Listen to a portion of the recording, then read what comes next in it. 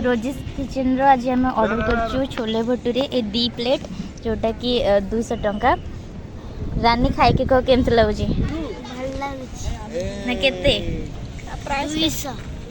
200 टंका प्राइस आ 10 रु तू केते दबु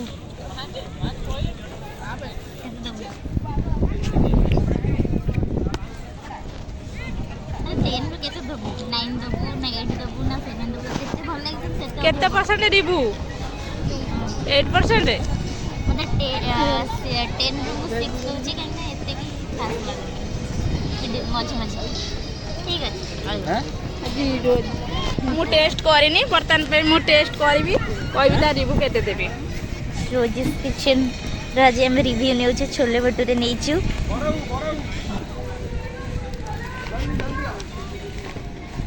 हे रानी खाइट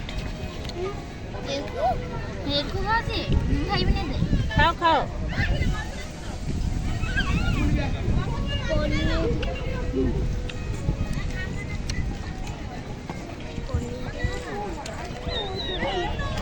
सब तो राग राग लगुच खाइब